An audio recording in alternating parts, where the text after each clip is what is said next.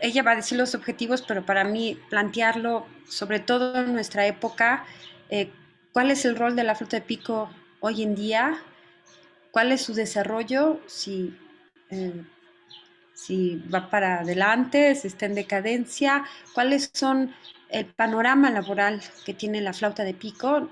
Y eso también puede pues transmitirse en flauta traverso, en cualquier instrumentista, ¿no? O sea, cuál es nuestro rol social y para dónde vamos, ¿no? Y sobre todo, ¿qué podemos hacer? ¿Qué pueden hacer ustedes, los estudiantes? ¿Cómo ven su futuro? Y pues eso, de eso va a hablar Naya. Entonces, te dejo la palabra, Naya, y adelante. Bueno, pues muchas gracias, maestra, y muchas gracias a todos los que están aquí, que son pocos, pero no importa.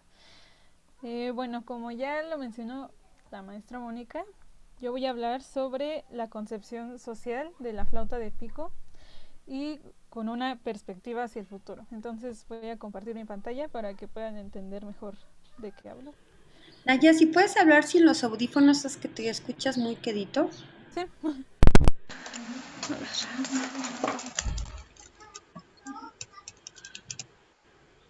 Bueno, comparto.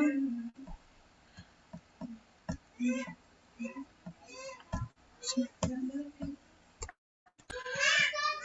Okay.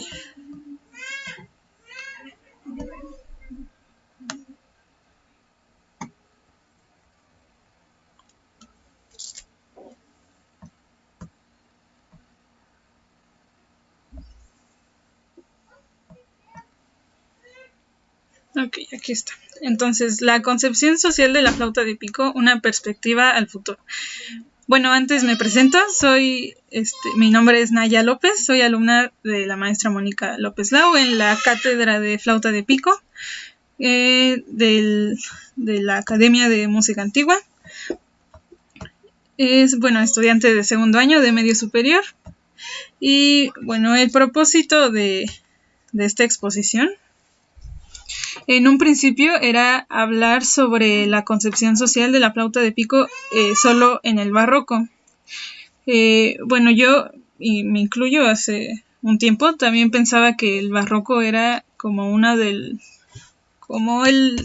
por así decirlo, el esplendor de la flauta de pico, el periodo de resplandor, pero ciertamente al buscar información no hay muchos datos sobre esto.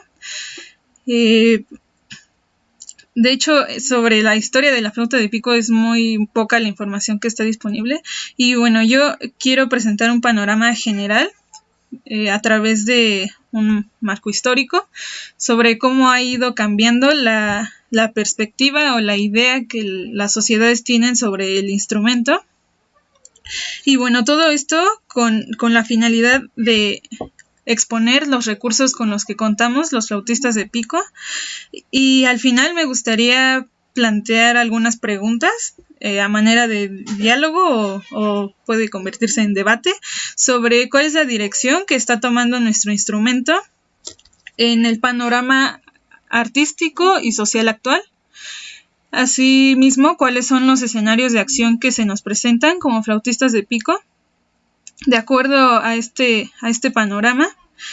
Y pues sí, será que la flauta de pico, como ya lo comentaba la maestra Mónica, está de alguna manera en decadencia o en qué posición está el instrumento.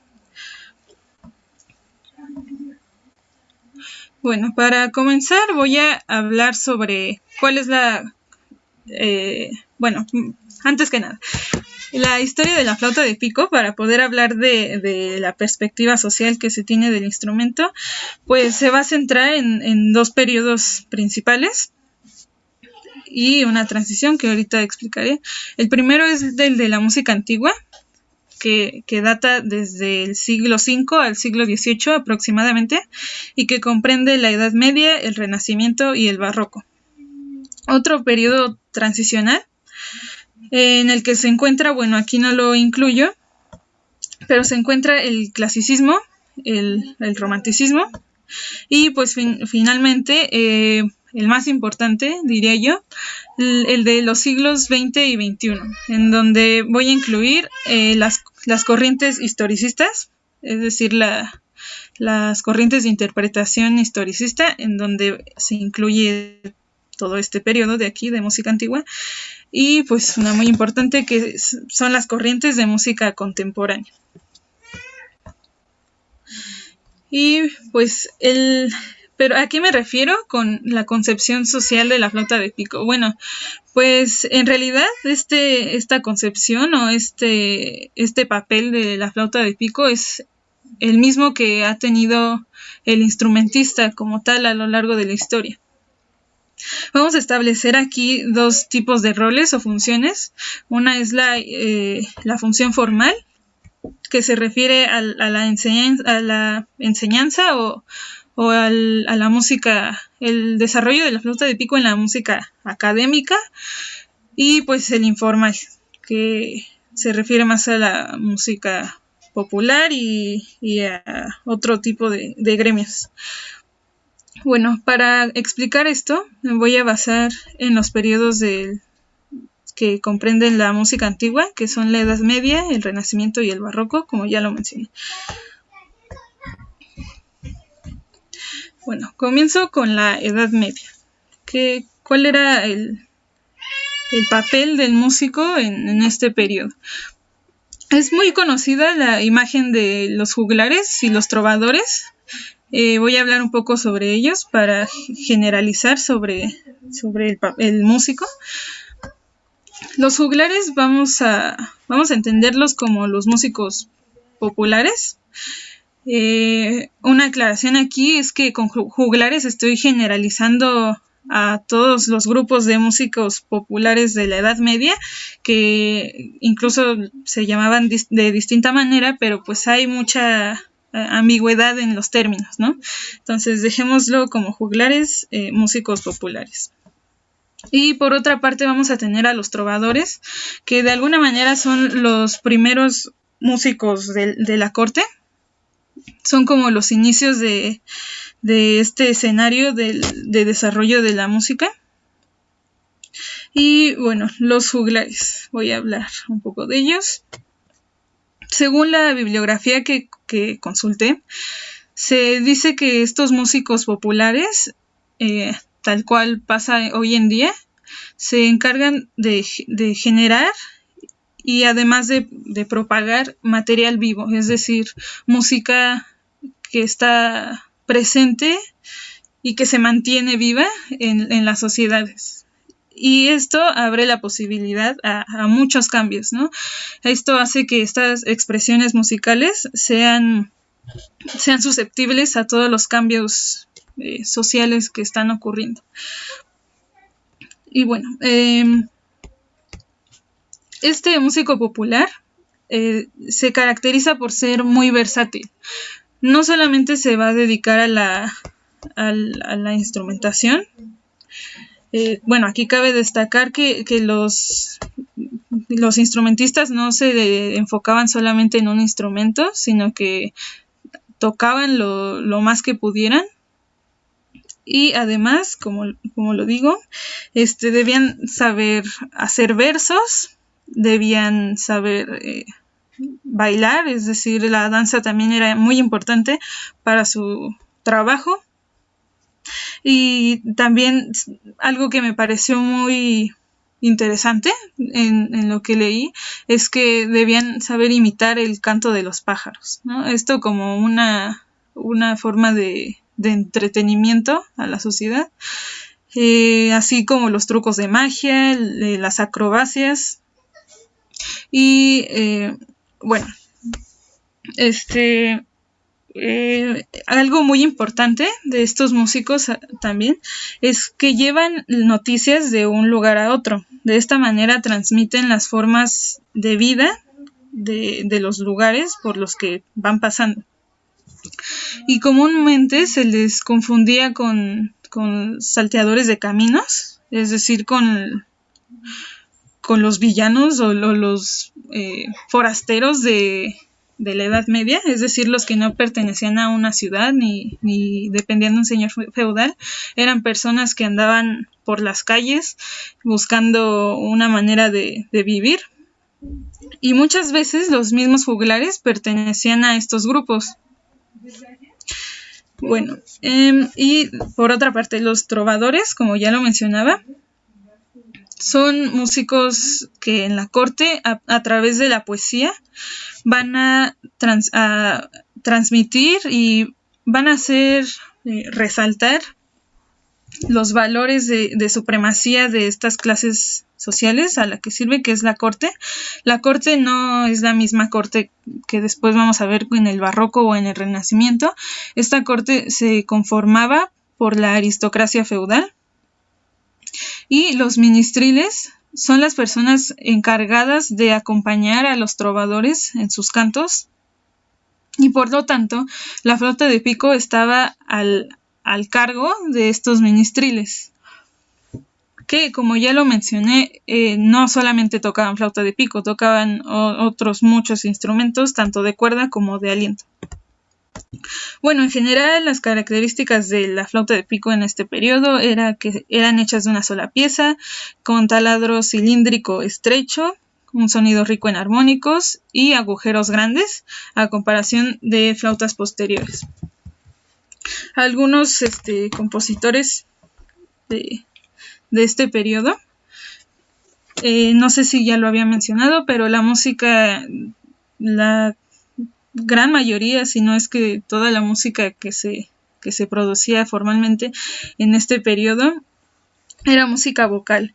Entonces todavía no existe ese concepto de componer para un instrumento en específico. Bueno, tenemos a Hildegarda de Bingen, que es la más antigua de esta lista. Tenemos también a Guillaume de Machaut. Aquí, aquí puse primero el apellido, pero es Guillaume Dufay. Otro, Johann Ciccona. Y Francesco, me parece que es Francesco no veo, pero... Landini, Francesco Landini. Landini, sí, gracias. Bueno, entonces voy a mostrar un ejemplo de la música de este periodo. Voy a tomar una pieza vocal de Guillaume de Machaut.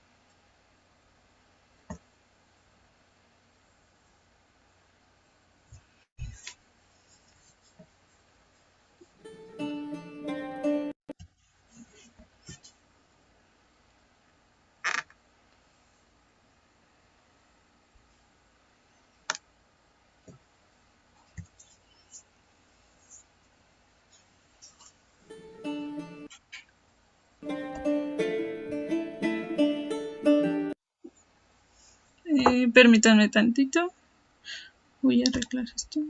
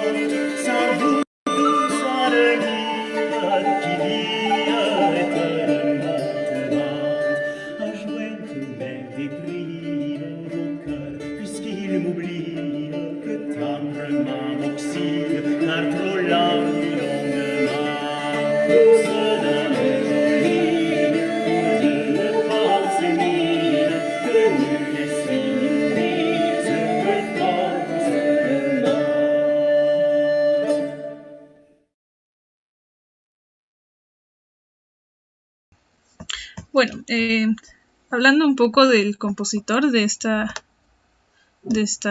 obra, pues como podemos ver aquí, vivió entre el año 1300 y el año 1370.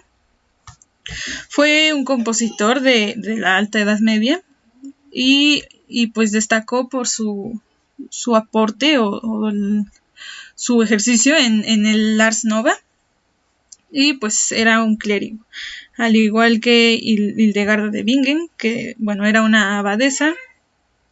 Y bueno, los demás compositores, por ejemplo, Guillaume Dufay es un compositor franco-flamenco. Johann Ciconia es de Bélgica y luego de Italia. Y bueno, escogí este ejemplo porque podemos ver aquí que la flauta está doblando a la voz, que era como normalmente se empleaba este instrumento.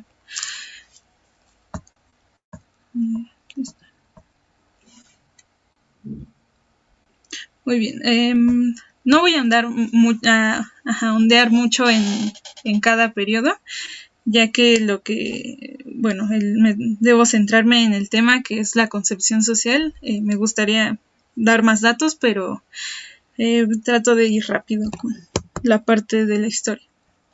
Bueno, en el Renacimiento vamos a tener también este papel de la corte, y el mecenazgo ya va a ir tomando más fuerza. Ya va a ir, se dirige a lo que va a ser el mecenazgo del periodo barroco. Y bueno,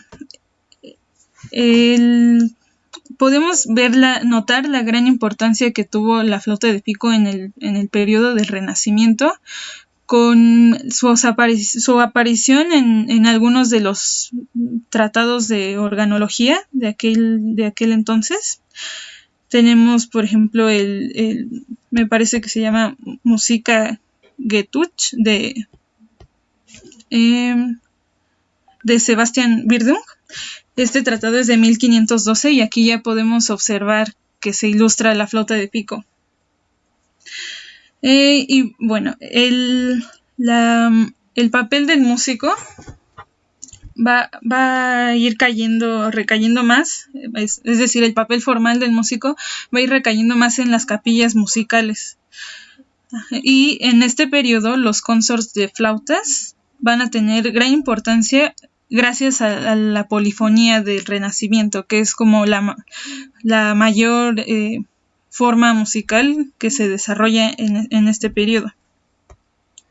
Bueno, aquí en el Renacimiento es cuando ya se conforma una familia de flautas como la que observamos de este lado. Estos consorts podían estar formados por desde 4 hasta 14 flautas. Y bueno, ahorita voy a mostrar un ejemplo de ellos. Las características del instrumento son que están construidas de 1 o 2 piezas. Su timbre es oscuro, es decir, tiene menos armónicos superiores, ya que se busca homogeneizar más el sonido entre los graves. Los graves van a ser un poco más estridentes y los agudos van a ser un poco más difíciles de hacer.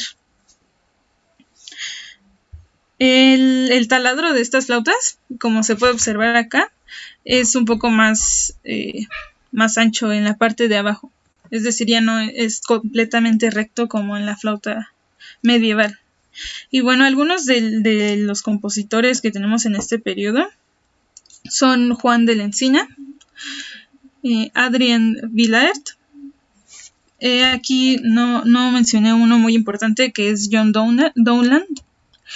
Luis de Milán, Cristóbal de Morales son importantes en otro ámbito. Diego Ortiz y Pierre Falese. Voy a mostrar un ejemplo de Juan de la Encina con una pieza vocal igualmente. Y bueno, antes de eso no mencioné algo muy importante. En una cita que encontré, se dice que la flauta de pico en este periodo es un instrumento propio de las clases altas y apropiado para acompañar ocasiones placenteras y menos formales, simbolizando indulgencia y ocio. Y igual, algo que se me estaba pasando comentar, es que destaca mucho el papel de Enrique VIII con el Renacimiento inglés. La flauta de pico va pues sí, tomando esta concepción que plasma esta cita y comienza a ser de cierta manera un modelo a seguir para las demás clases, para la clase media o para la nobleza. Entonces va tomando este lugar importante en la sociedad.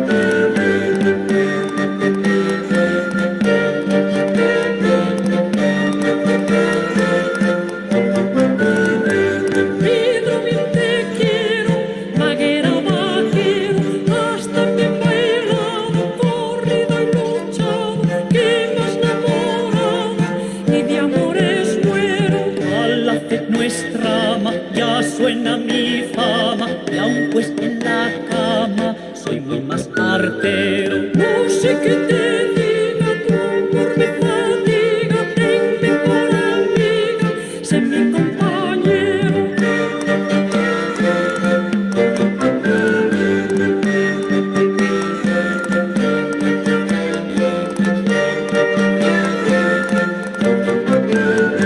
Soy en todo presto, soy dispuesto y en ver vuestro gesto mucho más me esmero. Quiero que me quieras, pues por mí te esperas, tengamos de veras amor verdadero. No está más señora, yo nací en buen hora, ya soy desde ahora vuestro por entero.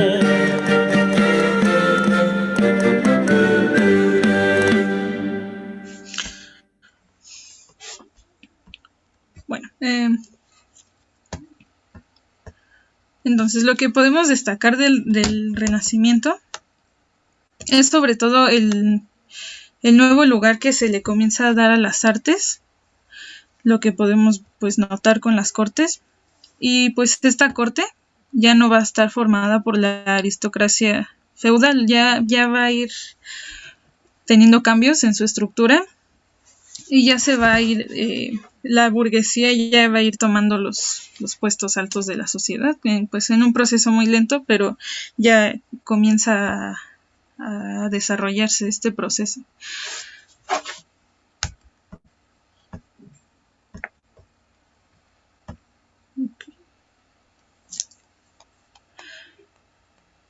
Y bueno, finalmente, para terminar con este periodo de la música antigua, tenemos el barroco. Y yo he escrito aquí que es la decadencia de la flauta de pico. Bueno, una de sus decadencias. En el barroco, el mecenazgo ya va a tomar el papel más importante en el desarrollo de la música y pues las artes en general. La iglesia, la monarquía, la nobleza y otras fundaciones van a ser las encargadas de realizar este mecenazgo. La iglesia va a ser la mayor mecenas de esta época. Los músicos más privilegiados van a querer ser parte de la iglesia. Y bueno, el mecenazgo, por si algunos no entienden bien qué es, pues es el patrocinio de artistas por parte de clases sociales altas para que desarrollen su actividad, o incluso para que desarrollen obras por encargo. En el caso de los compositores, esto es más notorio. Por ejemplo, el cargo más alto al que podía aspirarse en la capellanía eclesiástica era el maestro de capilla, y pues era compositor. Además de eso, tenía que ejecutar sus propias obras y enseñar a los demás músicos técnicas de ejecución. Y bueno, como aquí lo menciono, todo este mecenazgo tiene como primordial objetivo la reputación social. Es decir, la música no era un placer privado, sino una carta de presentación. Pues la música, entonces, el papel del instrumentista es no hacerse notar, no perdurar, por así decirlo, en la historia, sino simplemente servir y hacer perdurar la música. Como parte, obviamente, de resaltar el poderío y la posición social de estas clases altas. Y aquí, como lo menciono, pues ya es todo un mercado, ¿no? Esto del mecenazgo. Y pues es importante destacar que no cualquier músico, no cualquier instrumentista ya formaba parte de estas capellanías, ¿no? No cualquiera podía tener un mecenas, y mucho menos un mecenas privado. Ya no es como un poco en la Edad Media, lo que mencioné de que pues los juglares podían pasar a ser ministriles y servir ahora a un trovador y, por así decirlo, ascender en la pirámide social, sino que pues de alguna manera ya están establecidos los grupos que tienen prestigio, y pues de esa manera se buscan los mejores músicos, ¿no? Ahora sí que se compite a ver quién tiene, a ver qué capellanía, ya sea entre la iglesia o las monarquías o la nobleza, a ver qué capellanía tiene a los mejores músicos, ¿no? Y esto pues les daba reputación y prestigio. Un caso particular es el de los Alientos Madera, que por muchas causas eran los más tentados por todas estas ofertas económicas que se hacían, ¿no? Es decir, para ganarte al mejor intérprete, pues le ofreces una cantidad más exorbitante de dinero, ¿no? Entonces así podían robarse a los músicos entre mecenas. Y aquí señalo que hacia 1630 comienzan a desaparecer los primeros consorts de flauta de pico. Ahorita voy a presentar un ejemplo de un consort de flautas. Y otra cosa que es muy importante destacar en el barroco es que, como ya pues quizá lo saben, es que el barroco se divide pues en 3 periodos, ¿no? Entre sí van a ser muy diferentes. Entre sí, o sea, el papel que tiene la flauta de pico en estos 3 periodos y la manera en la que la sociedad la concibe va a cambiar pues demasiado. En el barroco temprano vamos a tener, por ejemplo, un tratado de organología igual, en donde se va a plasmar toda esta familia de flautas, es decir, seguimos todavía con esta con la importancia que tenía todavía en el Renacimiento. En el barroco temprano aún todavía pues quedan vestigios, ¿no? Pero ya en el barroco medio y en el tardío comienza pues a decaer. Vamos a ver que a lo largo de solamente 100 años va a cambiar mucho la flauta de pico. Aquí podemos ver todavía cómo era el modelo pues renacentista, y acá, que es una imagen del tratado de Oteter.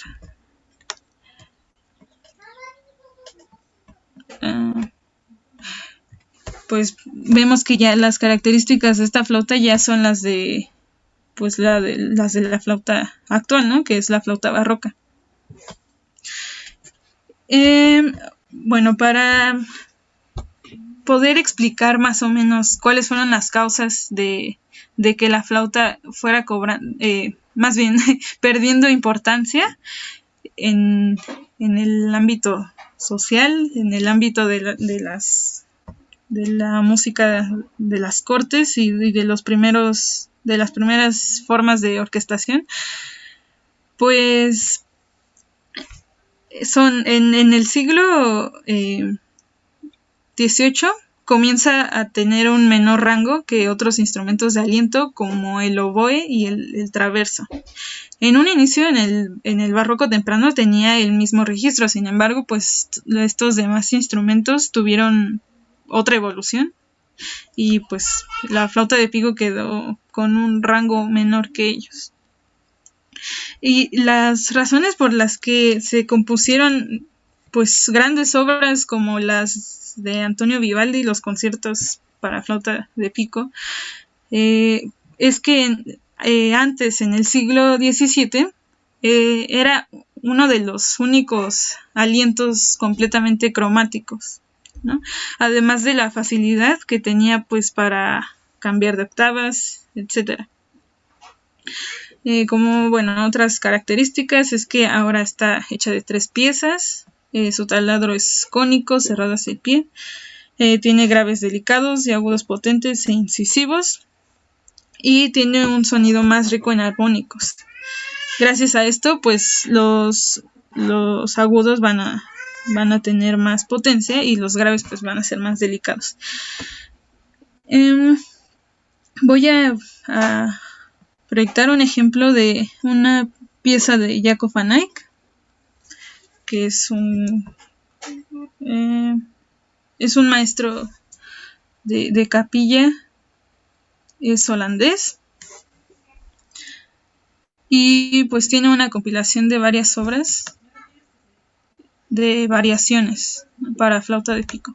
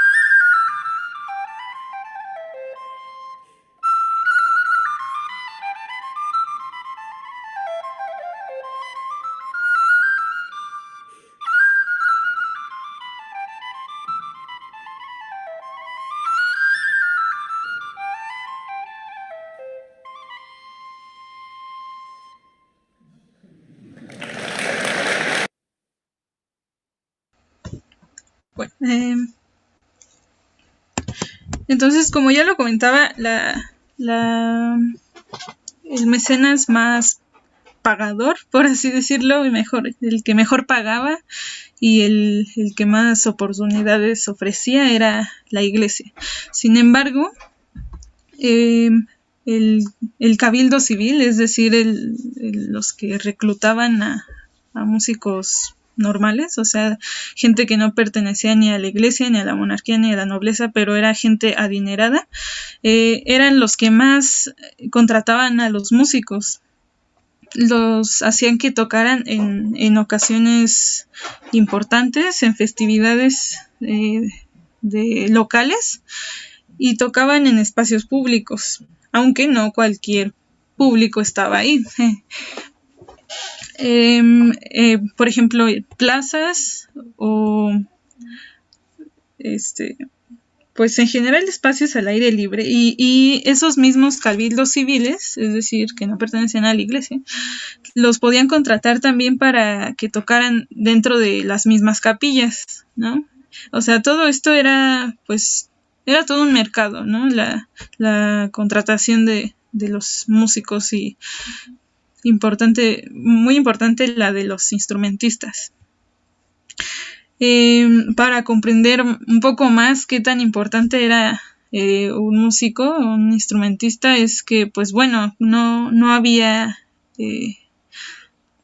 otra forma de interpretar música que no fuera la música en directo, es decir, pues obviamente no había nada de grabaciones, y es por eso que era tan bien pagada esta profesión.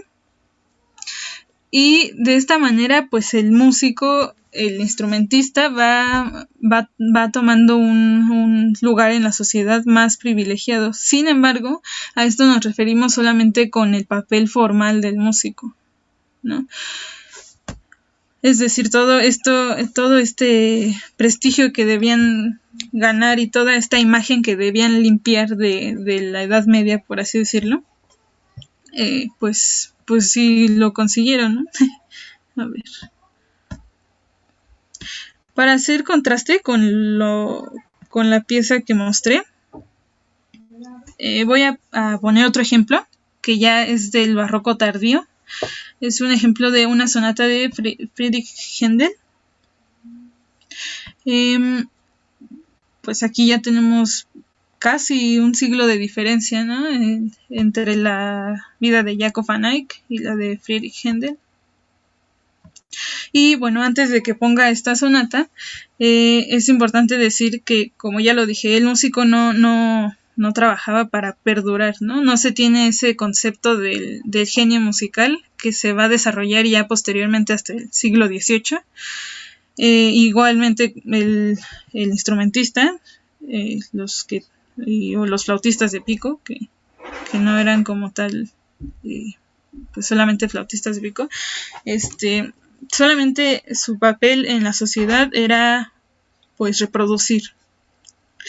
En ocasiones importantes en las que se estrenaban obras, pues incluso llegaban a dejarse olvidadas porque ya habían sido usadas, o habían composiciones que no eran propiamente originales, ¿no? Sino que se retomaban temas anteriores, etcétera.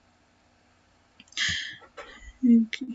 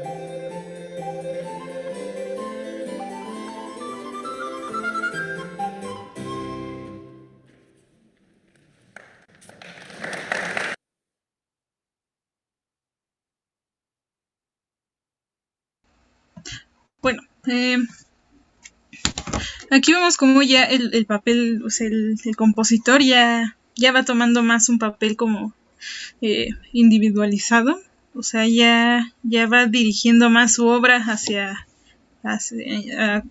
instrumentos pues específicos. Y pues aquí yo plantearía por qué pudo haber pasado de moda la flauta de pico desde este momento. Pues algunos dicen que pudo haber sido por su registro, otros que por sus dinámicas, pero pues en realidad yo creo que todo en algún momento pasa de moda, y así como tuvo su resplandor en el Renacimiento, pues también tuvo su decadencia en el periodo barroco. Bueno, aquí solamente un paréntesis. ¿Qué pasó en todos esos años entre el siglo XVIII y entre el siglo XX? Pues bueno, no se olvidó por completo la flauta de pico. Siguieron hubiendo constructores que hacían nuevos modelos, incluso hay cierto modelo romántico, que no tengo aquí la imagen, pero pues sí, siguió desarrollándose. Sin embargo, pues algo muy interesante es que no tomamos estos modelos para la actualidad, es decir, actualmente no se usan estos modelos, sino el modelo barroco, tal vez porque pues es el más estudiado y pues el que más tuvo documentación formal. Bueno, ahora sí paso con una parte muy importante, que es el llamado boom de los 70s o de los 80s. Es el periodo en el que va a retomarse la flauta de pico. Bueno, hasta aquí, ¿tienen alguna duda alguien con respecto a la música antigua? No, bueno. Mejor pasemos rápido a lo contemporáneo para que no se haga muy extensa la exposición, ¿vale? Sí, bueno, aquí en el retome de la flauta de pico. Aquí tuvo un papel muy importante el historicismo musical y las corrientes de interpretación historicista. Un dato aquí pues importante que honestamente yo no conocía es que en 1937 se funda la Sociedad de los Flautistas, o The Society of Recorder Player, por Edgar Hunt. Pues esto no es precisamente el hecho que marcó ya el retome de la flauta de pico, pues simplemente un ejemplo, y como todo lo que ya vimos anteriormente, pues la historia que mencioné está focalizada en Europa. Entonces estamos dejando muchas cosas de lado. Sin embargo, pues ahorita vamos a hablar un poco sobre México, sobre nuestro presente. Y la reintroducción en la sociedad de la flauta de pico se va a plantear por dos aspectos fundamentales. Una que es la introducción de la flauta de pico en la educación básica a través de su producción en serie, y otra que es la implementación formal en conservatorios y escuelas superiores de música. Bueno, ambos aspectos tienen pues sus pros y sus contras. Probablemente la producción en serie del instrumento haya perjudicado un poco a la concepción que se tiene del instrumento, que pues es la que todos en algún momento tenemos, sobre todo, bueno, ahorita vamos a ver a dónde más en eso. Y pues un beneficio, una ventaja que pudo haber traído esta producción en serie, pues es la introducción a más personas a este instrumento. Aquí pues sí es algo complejo de mencionar, porque bueno, honestamente yo en la secundaria nunca tuve clase de flauta de pico. Sin embargo, estoy estudiando el instrumento y hay otras personas que sí tuvieron la clase de flauta de pico y pues incluso llegan a decir que odian el instrumento, ¿no? Entonces, bueno, como como parte de las ventajas de todo de este llamado boom, está que comenzaron a crearse grupos de música antigua en los que se incluía flauta de pico, o incluso mismos consorts de flautas de pico con modelos de renacimiento. También se crearon festivales de flauta de pico o conciertos. Los conciertos, bueno, sobre todo en Europa, porque al menos en México no conozco los concursos, al menos en México no conozco algún concurso de flauta de pico. Y las grabaciones también tienen un papel fundamental, o sea, tanto en la flauta de pico como en otros instrumentos rescatados de música antigua.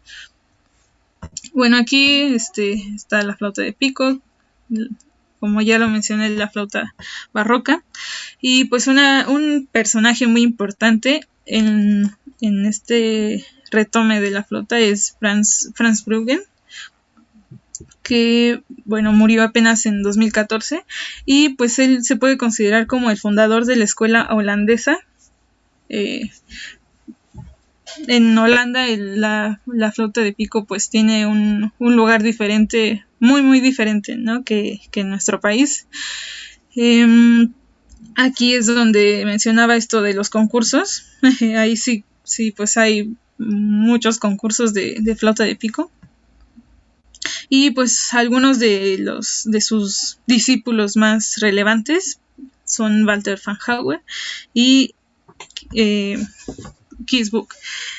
Y bueno, aquí coloco a Horacio Franco directamente, porque pues él fue alumno de Walter van Hauer, al igual que mi maestra, que bueno, ahorita voy a mencionarla, pero lo coloco a él ya que fue pues uno, si no es que el primer incursionista en México de la flauta de pico, y pues obviamente tiene esta escuela holandesa. Bueno, está la maestra María Díaz Canedo también, no hay que olvidar. O sea, ellos serían los incursionistas, ¿no? Tanto Horacio Franco como María Díaz Canedo. Sí, bueno, y ahora me voy con algo muy importante, que es la música contemporánea. Esto pues plantea un nuevo enfoque a la flauta de pico. Se dice, incluso se afirma que en este periodo de la música contemporánea se ha escrito mucho más para flauta de pico que en otros periodos como el Renacimiento o el Barroco. Aquí tenemos una flauta Petzold. Es un modelo pues muy, muy novedoso. Apenas en 1975 más o menos comenzó a ofrecerse en el mercado. Y pues es un instrumento que plantea nuevas posibilidades al instrumento y en la música contemporánea. Pues fue diseñada por Joachim Petzold, y pues hay toda una familia de estas flautas, ¿no? Está el basset, el bajo, el contrabajo, el subbajo y el gran bajo, ¿no? Su mecanismo está basado en el del órgano. Bueno, si escuchan una flauta Petzold, van a escuchar que es muy parecido al sonido del órgano. Y para flauta de pico en música contemporánea se ha escrito tanto repertorio para flauta acústica sola como repertorio acústico electrónico, y incluso para repertorio para ensamble. Y bueno, de manera muy general, las características que hacen que la flauta de pico sea un instrumento al que puede sacársele mucho provecho en la música contemporánea es que su constitución, por así llamarle, primitiva, es decir, pues solamente pues sí, su mecanismo de sonido no es complejo, no es muy complejo como el de otros instrumentos, y eso mismo hace que tenga muchos recursos como los de microtonalidad o los glissandos, las posiciones alternativas. También provee mucha agilidad en la articulación y en los registros. Y pues toda la familia que hay de flautas de pico, incluyendo a la flauta Petzl, también proveen muchos recursos para las composiciones contemporáneas. Aquí algunos de los compositores vivos mexicanos, no sé si me podría ayudar mi maestra Mónica López Lau, que es una representante muy importante de la música contemporánea en el país. Y ahorita voy a mostrar un video sobre un proyecto de música contemporánea. Sí, le doy la palabra, perdón, maestro. Pues bueno, hay muchos compositores, tanto mexicanos como extranjeros. En México tenemos a Gabriela Ortiz, Hilda Paredes, que es una gran compositora, compuesto para flautas de pico, tríos de flautas de pico, música para flauta de pico electrónica,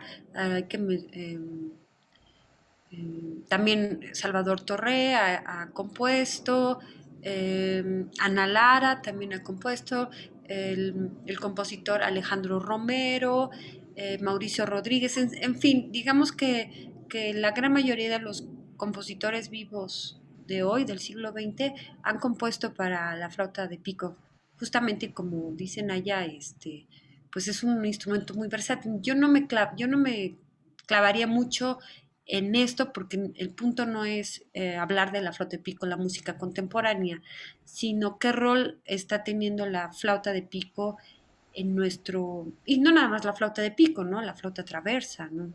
Los instrumentos antiguos también se volvieron a retomar para hacer música contemporánea con electrónica, ¿no?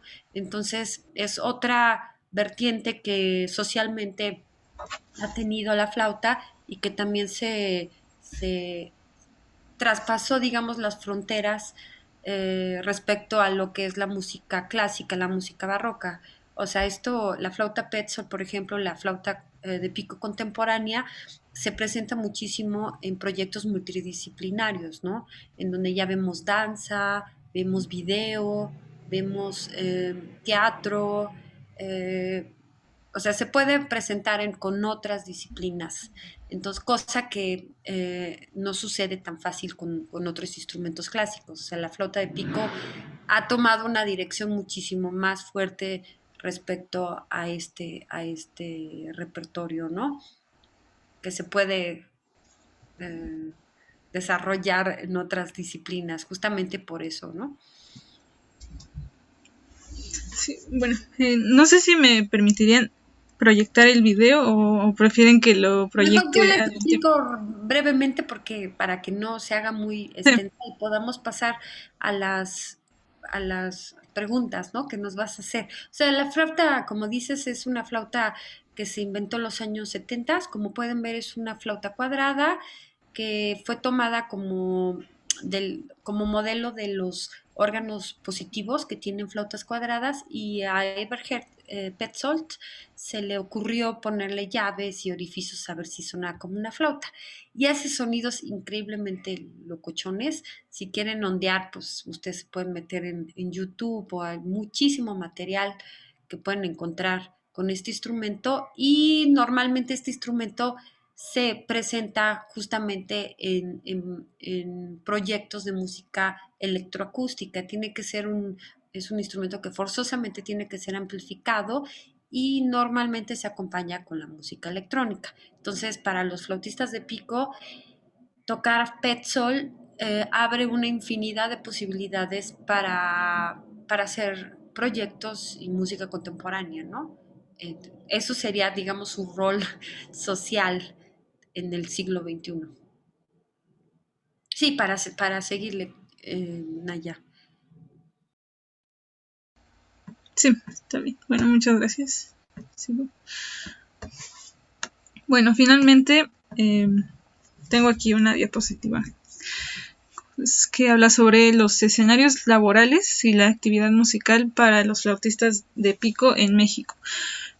Bueno, primero que nada, al menos en la Ciudad de México, las dos escuelas en donde existe la carrera de flauta de pico son la Escuela Superior de Música y la la Facultad de Música de la UNAM.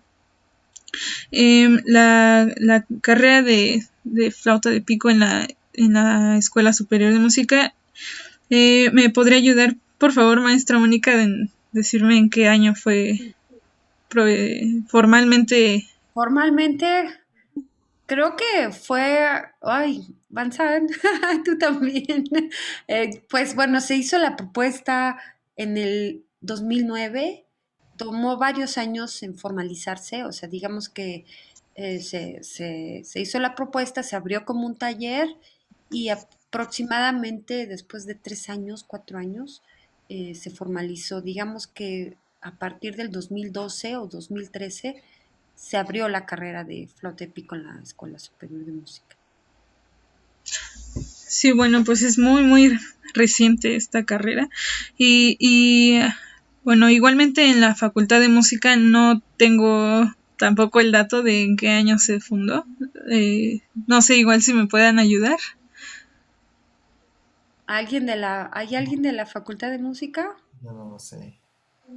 Bueno, De hecho, ya tiene muchos años. Lo que pasa es que al principio se asimiló a la carrera de flauta y la ok. carrera era de flauta en De general. hecho, justo le quería preguntar a María, se me fue antes de que se fuera, porque yo tengo la impresión que fue ella, ¿no? La que Cuando abrió. ya, sí, cuando ya hasta hace relativamente poco, digamos, se separó, pero de nombre, pero la carrera ya existía, sí, desde hace ya unos 30 años, yo creo. Sí, o sea, pero alguien debió haberla. 25, pues yo creo que María, ¿eh? Sí, por eso Produjo, sí. pienso que fue María. O sea, no se me ocurre alguien más. Bueno, Horacio, pero Horacio o María, porque Horacio también dio clases. sí, exacto. Yo de ahí vengo, ¿no? De la fama. Ok. Bueno, pues en general yo podría resumir las posibilidades de los flautistas de pico en pues muy versátiles, ¿no? Tanto en repertorio como pues en instrumento, porque pues todas las tesituras con las que contamos y los nuevos modelos, ¿no?, que se están desarrollando. Pues en el repertorio, como ya lo mencioné en un inicio, pues tenemos la música antigua y tenemos la música desarrollada en los siglos XX y XXI, que como ya había mencionado, pues es la que mayor número de obras tiene.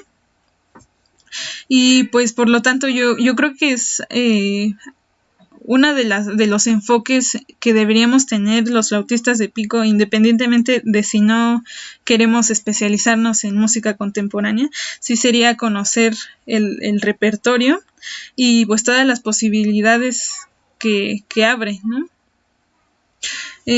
Bueno, igual como la maestra Mónica lo comentaba, tenemos un escenario multidisciplinario que no solamente pues incluye esto que está aquí, incluye a otras artes como la danza o el teatro. Y pues sí, es muy importante el papel de la docencia en el desarrollo de la flauta de pico, tanto en el ámbito formal como en el informal, ya que pues en el ámbito informal se encuentra pues ahora sí que la reputación del instrumento, la idea más predominante que se tiene en la sociedad sobre el instrumento, es decir, no podemos basarnos en la idea que se tiene del instrumento en las escuelas en donde se estudia flauta de pico. Tenemos que basarnos en las posturas que se tienen precisamente en los lugares en donde no se estudia o se estudia de manera deficiente. Entonces, como lo planteaba anteriormente, una de las desventajas de haber de la introducción de la flauta de pico en la educación pública, pues es que no se hace pues de manera correcta, ¿no? Es decir, los estudiantes se llevan malos aprendizajes o nulos aprendizajes sobre el instrumento y encima de eso, pues la la idea que se tiene de la flauta de pico, no solamente del instrumento, sino de la música en general, pues es afectada, ¿no? Por esta manera de enseñanza. Y bueno, el concertismo es otro de los escenarios laborales que existen. Aquí sí entra más esa parte de la multidisciplina con otras artes. Y pues es muy importante destacar también la importancia que tienen los consorts, los grupos de música de cámara, no solamente el papel de solistas, ¿no? Y otra parte importante pues es la investigación, sobre todo yo diría que en la música antigua.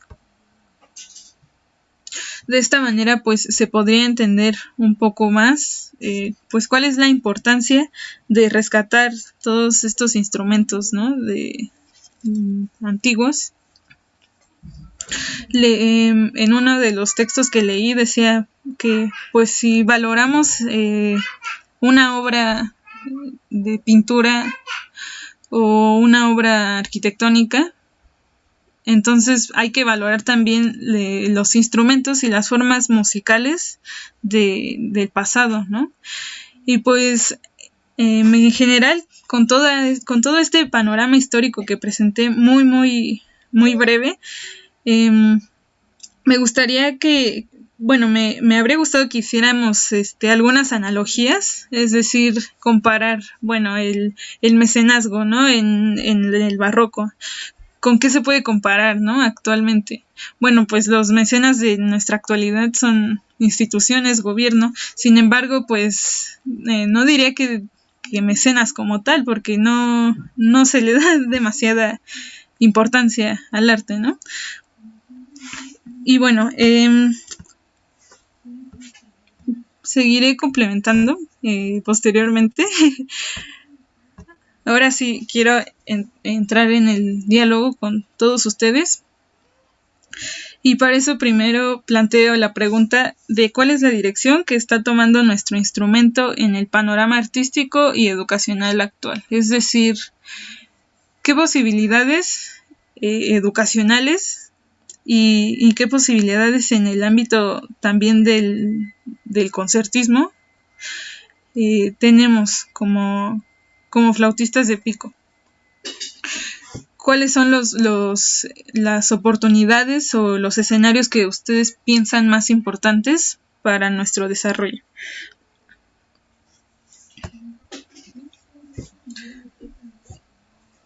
No importa si...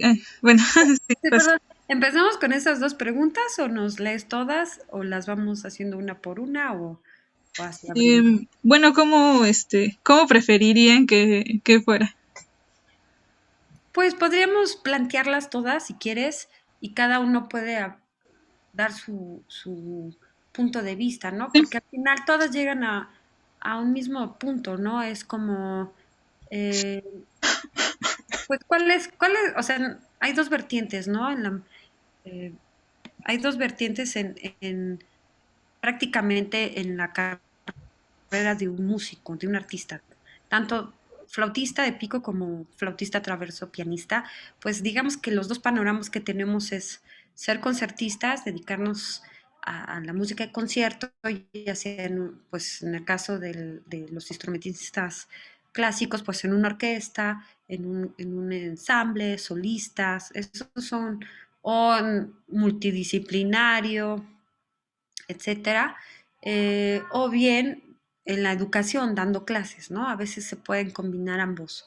O sea, no nada más nos dedicamos a la educación, sino podemos dedicarnos a la educación y dar conciertos, ¿no? Eso sería como lo ideal, ¿no? Pero pues, ¿cuál es la dirección que está tomando, ¿no? ¿Qué posibilidades hay justamente hoy para poder llevar a cabo estas dos actividades? ¿Qué tan factible es para un egresado de música que pueda dedicarse tanto a lo artístico como a lo educativo, ¿no? La segunda era, pues, los escenarios de acción, ¿no? O sea, te refieres a, bueno, en los escenarios serían, pues, no sé, las escuelas, en el campo educativo, ¿no? Y pues, ¿qué escenarios donde se presentarían, pues, en el ámbito artístico? Y cómo integramos en la sociedad para que haya interés tanto en la flauta de pico como la música antigua, música clásica, música académica. ¿Y cuál es la posición de la flauta hoy, no? Esos serían como los planteamientos que me gustaría que nos hiciéramos todos, ¿no? Tanto alumnos como maestros, porque de ahí viene el futuro, pues, de nuestros instrumentos. Sí, ¿Alguien quiere comentar algo?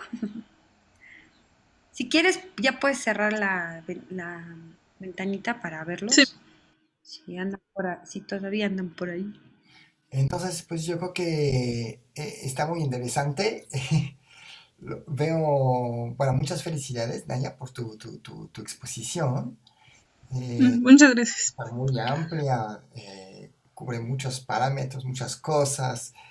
Entonces, y llegamos al final un poco con todavía muchas cosas que comentar y con una de esas preguntas como que da pie a toda una mesa redonda y etcétera. Solamente un comentario un poco desagradable es que si quisiera, ayer me preguntabas un poco los límites de la plática sí los hay, lamentablemente, porque... Tenemos que acabar, pero al menos alguna Sí, sí, sí, impresión brevemente para que se les quede como reflexión, ¿no? Sobre ajá, todo claro. después de todos estos roles que ha tenido el músico, quien estudia música, que se pregunte, al menos que quede eso, una Claro, semillita, claro. Y ¿no? entonces yo creo que hay que picar piedras en en todas esas preguntas, o sea, en todas partes, hacer música, también abordar música popular, porque no, aunque no lo estudiemos ahí en el conservatorio o en la Escuela Superior de Música o en la facultad, ¿por qué no abordar, o sea, llevar la música a lugares donde no hay? O sea, aquí vivimos, bueno, yo creo que la mayoría de nosotros, no sé bien dicho, pero en la ciudad o en los alrededores de la ciudad hay, bueno, hay estudiantes que vienen de pueblos de Oaxaca o de otros pueblos, etcétera. Entonces, bueno, formarse en donde existe esa formación y luego llevarla en donde no existe esa formación. También en México es un país enorme, muy grande, con mucha riqueza, pero si la cultura, o sea, la cultura hay una cierta cultura, esa cultura musical occidental está concentrada en polos, ¿no? En las ciudades grandes y entonces podemos llevarla a lugares donde hay menos, eh, también hacer muchos intercambios. La investigación, tú hablabas de investigación, claro, podemos investigar sobre la música antigua, como que básicamente, por ejemplo, bueno, pues es lo que estamos un poco haciendo, ¿no? Por eso estamos aquí. Pero también la investigación se hace en música contemporánea, como lo que hace la maestra Mónica, ¿no? Tocando con ensambles que están experimentando cosas. No es forzosamente tocar lo que del siglo pasado, o sea, siglo XX, sino experimentando nuevas cosas como ese nuevo instrumento que comentaban. Y entonces eso implica investigación también.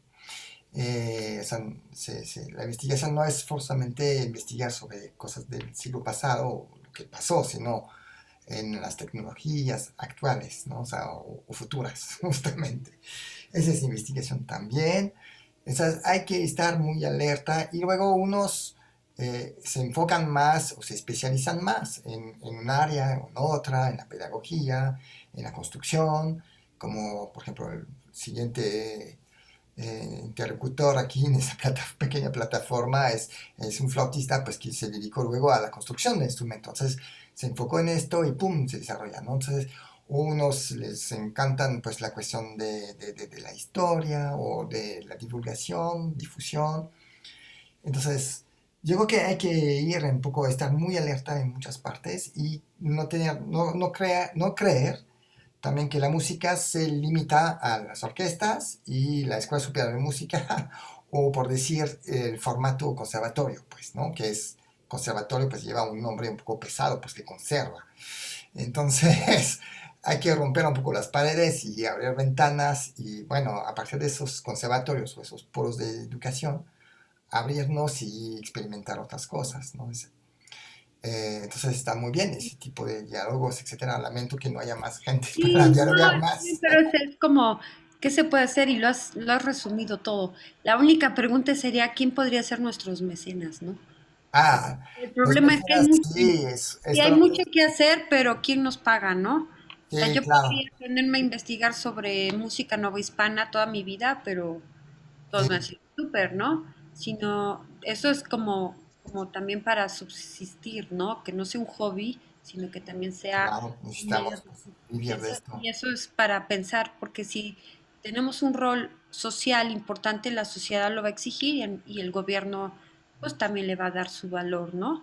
Porque ahí, de ahí viene. Pero bueno, ya no ondeamos mucho para que no nos Sí, clavemos, no, pero sí está ya bien. O sea, todavía temas para, para otra, en otra ponencia, sí, ¿cuál hay es? muchos temas de esa misma plática que pueden Que profundizarse pueden profundizarse y porque al dar fin una es un sobre todo. tema que nos preocupa a todos, ¿no? Y sobre todo ellos, ¿cuál va a ser su panorama cuando acaben la Sí, carrera? yo creo que hay que ser muy creativo y muy bueno en lo que hace uno. Y entonces sí hay mecanismos para conseguir dinero desde la Edad Media hasta hoy. Son diferentes, o sea, son diferentes porque la sociedad cambió, las estructuras cambiaron, siguen cambiando, ya lo estamos viviendo concretamente, pero no hay que desesperarse. O sea, O sea, hay esperanza, no se hay des. esperanza y hay que inventar nuevos mecanismos para conseguir dinero, concretamente, porque podemos vivir concretamente. Si no Claro. existen, sino hay que explorar y ser muy positivo y buscar, ¿no? Entonces, Saber para dónde, ¿no? O sea, saber a dónde pueden, tocar exactamente. ustedes, por ejemplo, Naya, tú podrías abrir la carrera en el Conservatorio de las Rosas o en Jalapa. O sea, está todo un país, ¿no? Donde no Claro, existe la claro. carrera, en Guadalajara. Bueno, si se quieren ir a vivir a provincia, que no está mal. O sea, por decir, ¿no? Pero que proyecten sus ideas. Luego, México es un país muy rico, donde hay mucho dinero. Entonces, a lo mejor no estamos exactamente en el lugar donde hay más dinero. En el lugar exacto, en Les el puedo momento enseñar exacto. Sí, mi es que como decías, mi don cuenta Santos, está bancaria. centralizado, ¿no? Todos queremos vivir en la Ciudad de México y todos queremos encontrar trabajo en la Ciudad de México cuando hay un campo fértil esperando por ahí en las orquestas, incluso en las escuelas, hacer labor, ¿no? Pero eso te abre más pasos que si estás en un país donde ya se hizo todo, ¿no? Donde ya hay conservatorios, ya hay todo, ya no necesitan. Aquí sí, pero Hay mucho que hacer, hay sí. mucho que Pero hacer. sí es difícil. O sea, no es nada fácil. Eso sí está claro. Hmm. Bien, pues muchas felicidades. No, los demás no platican mucho. Muchas felicidades, Naya. Estuvo muy interesante, muy padre. Todo Ay, no te preocupes. Eso también es muy padre. Tu hermanita, Sí, muy claro. interesante. Exacto, El futuro de México en vivo ahí directo. Ya. exacto. Muy bonitas tus diapositivas, tus audios, muy bien, todo. Muy Eh, bien, allá. Súper padre, de Mucha verdad. investigación hiciste. Mucha investigación y muy clara tu información.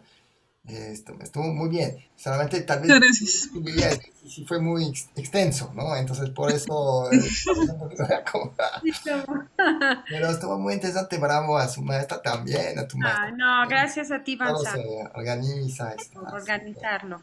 Sí, muchas gracias.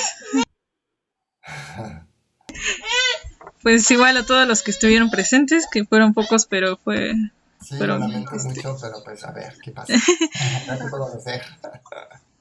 Bueno, Felicidades, en pues, esta ocasión sí ya se me trabó un poquito, no pude escuchar todo, pero lo que escuché, pues felicidades. muchas gracias. Va, pues entonces seguiremos haciendo difusión a esas pláticas que son muy valiosas, muy buenas y pues seguimos en contacto. Muchas felicidades, seguimos en contacto. gracias, Gracias.